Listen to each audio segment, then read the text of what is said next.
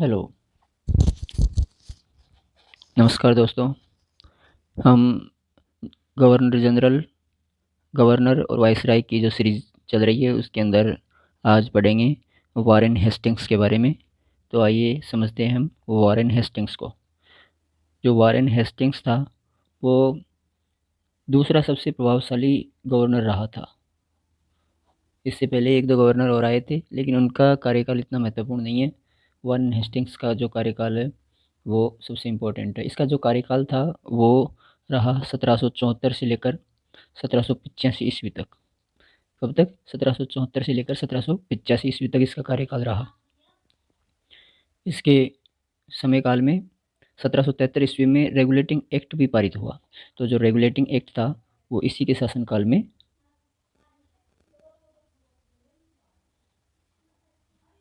कब हुआ? 1773 ईस्वी में जो रेगुलेटिंग एक्ट था वो इसी के शासनकाल में आया। इसके साथ ही 1773 का जो रेगुलेटिंग एक्ट था उसकी क्या क्या मतलब विशेषताएं थी, क्या क्या कार्य थे, इसके द्वारा क्या क्या किया गया। इसके द्वारा ईस्ट इंडिया कंपनी के कार्यों को नियंत्रित कर दिया गया एक तरह से। जो ईस्ट इंडिया कंपनी थी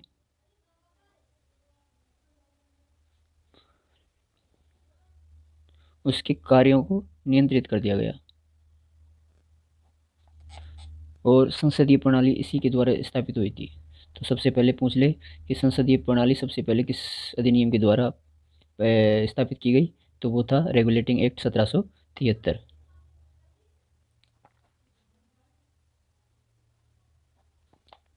और राजनीतिक कार्यों को मान्यता भी इसी एक्ट के तहत मिली।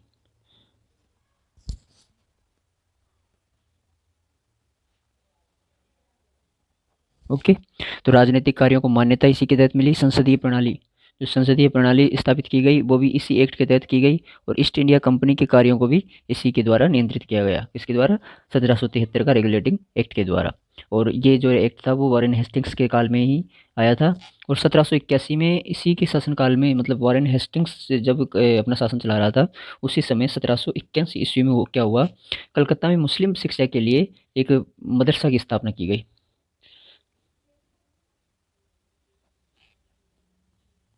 तो मुस्लिम शिक्षा के विकास के लिए कलकत्ता में किसकी स्थापना की गई? एक मदरसा, मदरसा की स्थापना की गई। और जो प्रथम मदरसा था वो यही था। हाँ? ओके। नेक्स्ट। और जो आपको बता दें, जो वारेन हेस्टिंग्स था, वारेन हेस्टिंग था वो बंगाल का, इसी के काल में हुआ क्या था कि बंगाल का गवर्नर का नाम बदलकर बंगाल का गवर्नर जनरल रख दिया गया। तो यहाँ पे बंगाल के गवर्नर, बंगाल के गवर्नर को क्या कहा जाने लगा? बंगाल का गवर्नर जनरल। मतलब जनरल शब्द और जुड़ गया इसके अंदर। ओके। तो बंगाल के गवर्नर को अब बंगाल का गवर्नर जनरल कहा जाने लगा। साथ ही इस एक्ट के तहत 1773 में कलकत्ता में सुप्रीम कोर्ट की स्थापना की गई। 1774 ईस्वी में कलकत्ता के अंदर एक हाई कोर्ट की स्थापना, यानी सुप्रीम कोर्ट।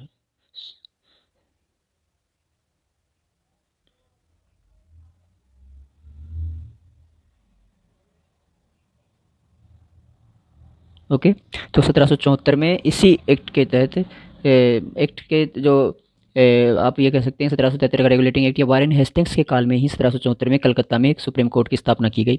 और इसकी पहली न्यायाधीश एलिसा इम्फे थी। जो पहली न्यायाधीश थी सुप्रीम कोर्ट की, प्रथम न्यायाधीश, वो कौन थी? एलिसा इम्फे। ओके। और इसी के समय में 1782 में जोनाथन डंकन ने क्या किया, बनारस में संस्कृत विश्वविद्यालय की स्थापना की थी। तो जो वारेन हेस्टिंग्स का काल है वो बहुत इंपॉर्टेंट काल है। इसी के काल में क्या हुआ कि जोनाथन डंकन नामक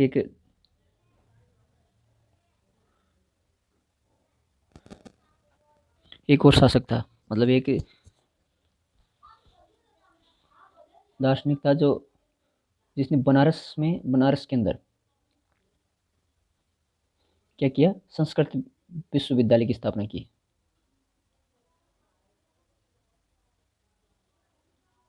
संस्कृत विश्वविद्यालय की स्थापना की जोनाथन डंकन ने। तो जोनाथन डंकन के द्वारा बनारस के अंदर संस्कृत विश्वविद्यालय की स्थापना भी वॉरेन हेस्टिंग्स के काल में ही की गई। इसी के समय में सर विलियम्स जोन्स ने 1784 में एशियाटिक सोसाइटी, मतलब एशियाटिक सोसाइटी की स्थापना जो थी वो भी वॉरेन हेस्टिंग्स के काल में बहुत सारे कार्य हुए, जिनमें से बनारस में संस्कृत विश्वविद्यालय और एशियाटिक सोसाइटी, ये भी जरूरी याद करना, एशियाटिक सोसाइटी,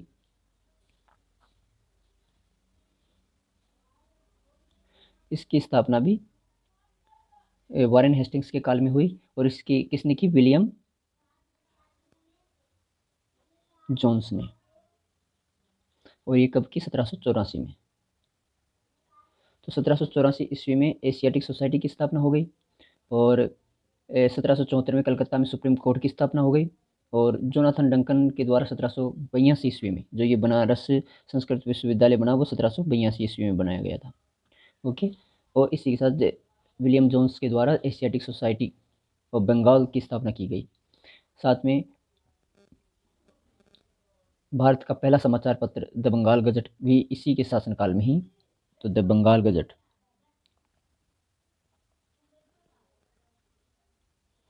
किसका समाचार पत्र था? ये था James August Hickey.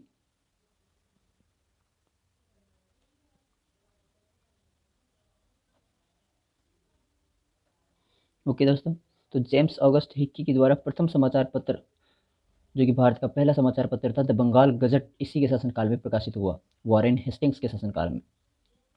Pitt's India act, ये भी वॉरेन हेस्टिंग, जो वॉरेन हेस्टिंग है, मतलब इसके काल में, इसका काल को बहुत इंपॉर्टेंट रूप से पढ़ना पड़ेगा अपन को। इसका काल बहुत ही ज़्यादा इंपॉर्टेंट है हमारी परीक्षा की एग्जाम की हिसाब से, तो इसे बहुत उससे पढ़ना पड़ेगा। अब आ गया पिट्स इंडिया एक्ट।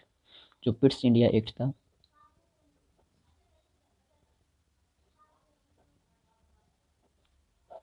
ये भी इसी के शासनकाल में। अब इसमें क्या क्या इसकी क्या महत्व है? तो पिट्स इंडिया एक्ट का क्या क्या महत्व है? तो इसमें है रेगुलेटिंग एक्ट 1773 की कमजोरियों को दूर करने के लिए बनाया गया था। ये जो पिट्स इंडिया एक्ट है वो रेगुलेटिंग एक्ट की कमियों को दूर करने के लिए बनाया गया। और इसके द्वारा क्या किया गया?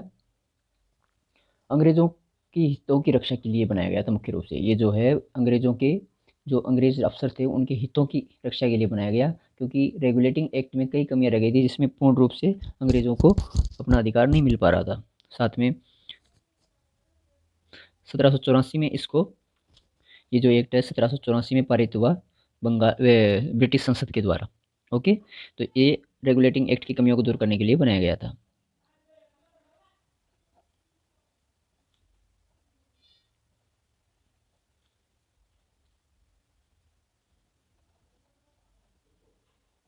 ओके, साथ में इसके तहत इंग्लैंड में एक नियंत्रण बोर्ड की स्थापना भी की गई। जो इंग्लैंड के अंदर है, एक नियंत्रण बोर्ड की स्थापना, एक नियंत्रण बोर्ड की स्थापना भी की गई। इसी के काल में बोर्ड ऑफ रेवेन्यू की स्थापना हुई, जो वॉरेन हेस्टिंग्स है।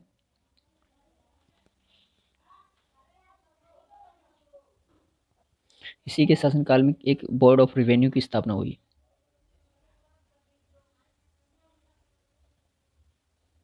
ओके, तो बोर्ड ऑफ रेवेन्यू की स्थापना हुई इसी के शासनकाल में। पिट्स इंडिया एक्ट आया। द बंगाल गजट, जो कि जेम्स ऑगस्ट हिक्की के द्वारा लिखा गया, उसको भी इसी के शासनकाल में प्रकाशित किया गया। एशियाटिक सोसाइटी विलियम जोन्स के द्वारा इसकी स्थापना की गई, ये भी इसी के शासनकाल में की गई। जोनाथन डंकन के द्वारा बनारस में संस्कृत विश्वविद्यालय 1782 में स्थापित किया गया, ये भी इसी के शासनकाल यानी वॉरेन हेस्टिंग्स के शासनकाल में ही हुआ। बंगाल के गवर्नर को बंगाल का गवर्नर जनरल कहा जाने लगा। और 1774 में कलकत्ता में सुप्रीम कोर्ट की स्थापना भी की गई, जिसके प्रथम न्यायाधीश एलिसा इम्फे थी। ओके, आगे चलते हैं, तो आगे हम पढ़ेंगे इसके बारे में। तो जो नियंत्रण बोर्ड बना, ये जो नियंत्रण बोर्ड बना, और ये जो इंग्लैंड में बनाया गया, ये पिट्स इंडिया एक्ट के तहत बनाया गया। तो इस पिट्स इंडिया एक्ट के विरोध में क्या हुआ? जो हेस्टिंग्स ने अपना इस्तीफा दे दिया और इंग्लैंड चला गया इसके बाद में। तो इसके विरोध में हेस्टिंग्स ने अपना इस्तीफा दे दिया और इंग्लैंड चला गया। वहाँ जाने के बाद उस पर ब्रिटिश पार्लियामेंट में महाभियोग चलाया गया, और संसद ने थोड़े दिनों बाद इसके सारे आरोपों को मुक्त कर दिया, क्योंकि इसकी उसमें कोई गलती नहीं पाई गई। एक और नीति है जो भी इसी के शासनकाल में चली थी, वो भी आपको याद कर लेनी है, कि सुरक्षा प्रकोष्ठ की नीति।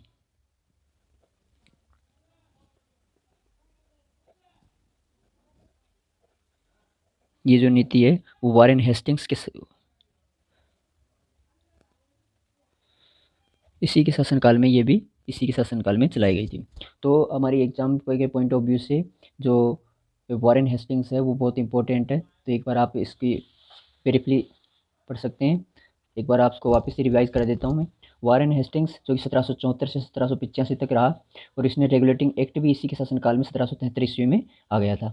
और जो ईस्ट इंडिया कंपनी, ये जो रेगुलेटिंग एक्ट था, वो उसने क्या क्या किया, ये ईस्ट इंडिया कंपनी के कार्यों को नियंत्रित कर दिया इसने, और संसदीय प्रणाली स्थापित कर दी, राजनीतिक कार्यों को मान्यता दी।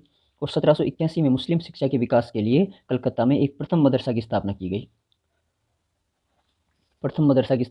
जो भी वारेन हेस्टिंग्स के शासनकाल में की गई थी। इसके बाद में वारेन हेस्टिंग्स के शासनकाल में सबसे पहले आपको ये पहले बताना चाहिए था, लेकिन अभी बता रहा हूँ, कि वो बंगाल के गवर्नर को बंगाल का गवर्नर जनरल कहा जाने लगा था। जब वारेन हेस्टिंग्स का शासन शुरू हुआ था इन 1774 ईस्वी में, तो उस समय वारेन बंगाल के गवर्नर को बंगाल का गवर्नर जनरल कहा जाने लगा था। इसके साथ ही 1774 ईस्वी में कलकत्ता में सुप्रीम कोर्ट की स्थापना की गई।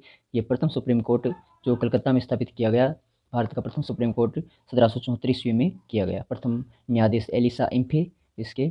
और जोनाथन डंकन ने बनारस संस्कृत विश्वविद्यालय की स्थापना की, जो कि 1782 ईस्वी में की गई थी।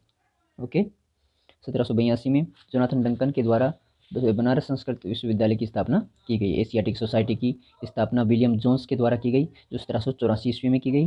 Bengal gazette James August Hicky इसके द्वारा प्रकाशित किया गया। इसके द्वारा जो प्रकाशन किया गया द बंगाल गजट का, और इसका प्रकाशन भी किसके शासनकाल में, वारेन हेस्टिंग्स के शासनकाल में किया गया। वेस्ट इंडिया एक्ट हुआ 1784 में पारित, जो कि इंग्लैंड की जो संसद है उसके द्वारा ये 1784 में पारित किया गया। इसमें रेगुलेटिंग एक्ट की कमियों को दूर करने के लिए बनाया गया था, और इसके द्वारा इंग्लैंड में एक नियंत्रण बोर्ड स्थापित किया गया। साथ ही जो पिट्स इंडिया एक्ट था, इसके विरोध में वारेन हेस्टिंग्स ने क्या कर दिया, अपना इस्तीफा दे दिया और इंग्लैंड चले गए। वहाँ पर इन पर इसके विरोध के लिए एक अभियोग चलाया गया, महाभियोग, लेकिन इसके सारे ही इसमें ये अपराधी सिद्ध न होने की वजह से इनको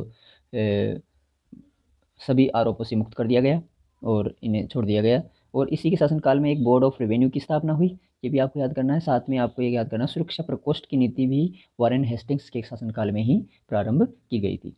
तो थैंक यू, आज के लिए बस इतना ही। आगे आप हमारे चैनल को ऐसे ही देखते रहिए और लाइक सब्सक्राइब करते रहिए। साथ ही अगर आपको नए नोटिफिकेशन की जानकारी के लिए आप चाहते हैं, तो उसके लिए आप बेल आइकन को भी दबाएं।